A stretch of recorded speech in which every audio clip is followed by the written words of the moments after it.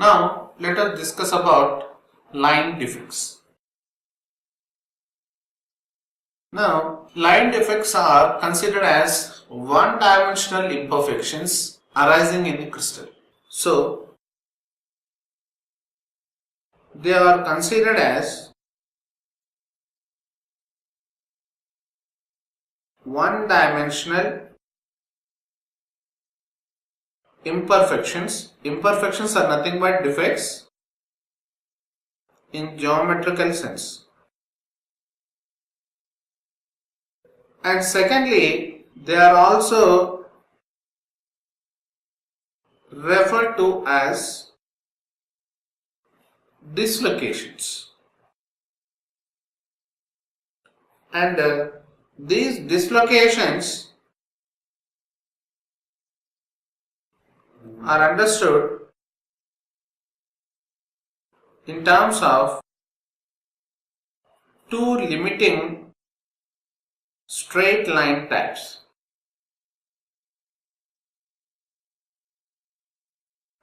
They are divided into two. They are, which is edge dislocation. Number 2 is screw dislocation. Now let us discuss about them one by one. In the first sense, let us try to understand about edge dislocation here. Now these are nothing but, so we explain it on the basis of a diagram here. Let us consider a crystal here.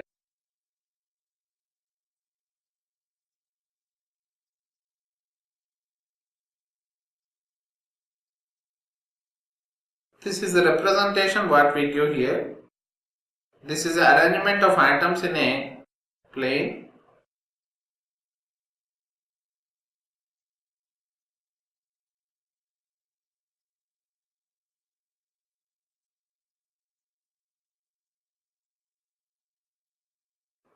These are the arrangement of atoms here. So this is for a perfect crystal, right? Let us now design a edge dislocated crystal here. Again we understand about this in the same case.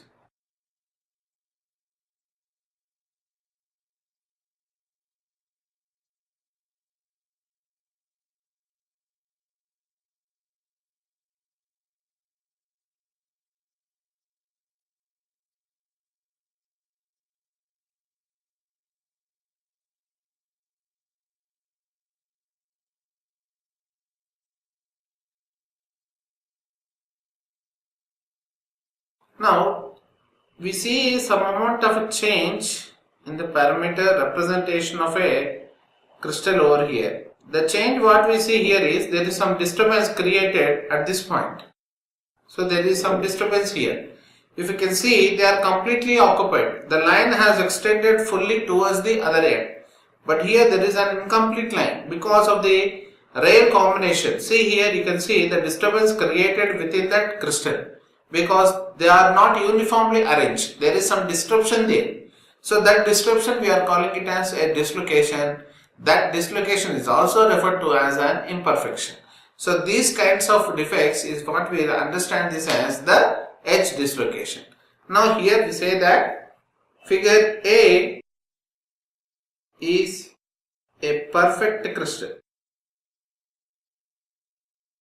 Now the top sketch or the top sketch depicting a three-dimensional view, and the bottom one showing the atoms on the front face. In perfect crystal, atoms are arranged in both vertical and horizontal planes parallel to the side faces as shown in the figure. A. If one of these vertical planes does not extend to the full length but ends in between within the crystal,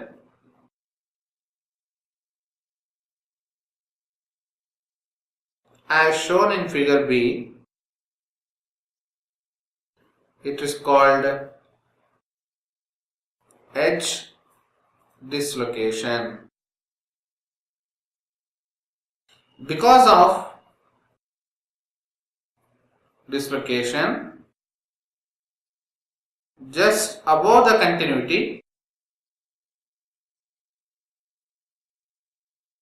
just above the discontinuity rather, atoms are squeezed and are in a state of compression. That is, the atoms are completely compressed within that particular region above the discontinuity line, which we have shown there with a dotted mark. And just below the discontinuity, the atoms are pulled apart and are in a state of tension. The distorted configuration extends all along the edge into the crystal. Thus, as the region of maximum distortion is centered around the edge of the incomplete line, this distortion represents a line imperfection called as edge dislocation. They are symbolically represented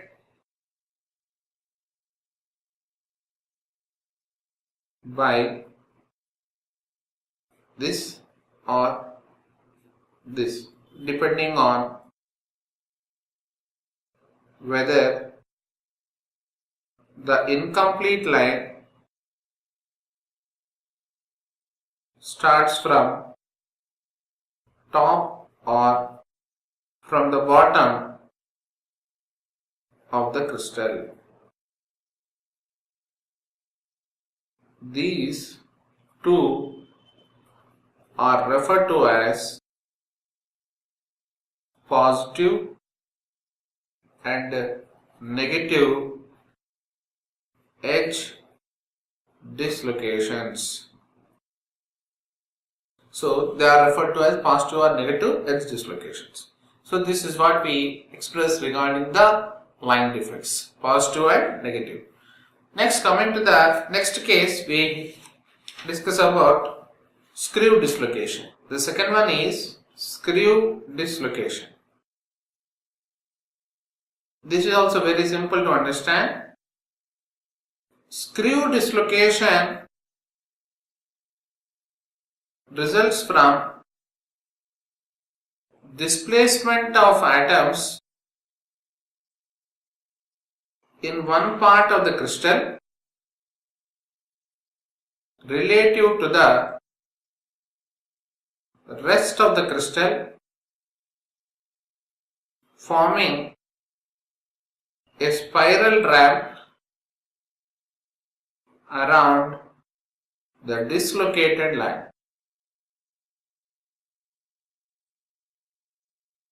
It shows a method of determining the burger vector applied to an edge dislocation. Obviously, a positive direction is chosen for the dislocation, and then the vector which closes the circuit is formed. In the below figure,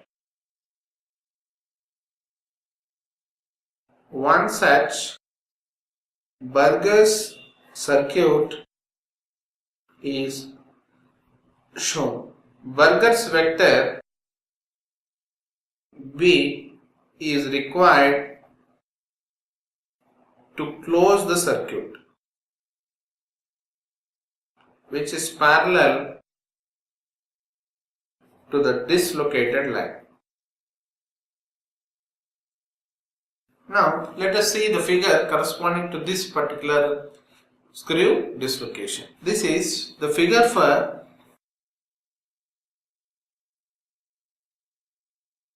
screw dislocation. In this one, we can quote the Burger circuit. So the Burger circuit is what we are seeing here in this region. See, let me quote it here in this. This is the Burger circuit what we are notifying.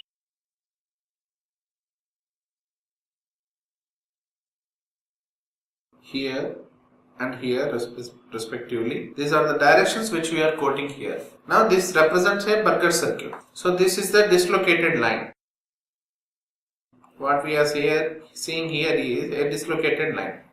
So the region of dislocation is identified with respect to this line. Based on this line, we are able to see that there is some jump over here. So the atoms previously they were completely bound to this. So the one which we are showing here as B and A respectively.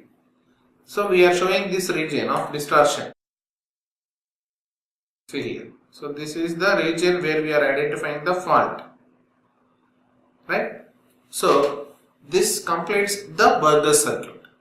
So the magnitude and the direction corresponding to the screw dislocated crystal is identified in this one, where so this vector B is required to close the circuit which is parallel to the dislocated line. So parallel to the dislocated line is what we are quoting here for the screw dislocation.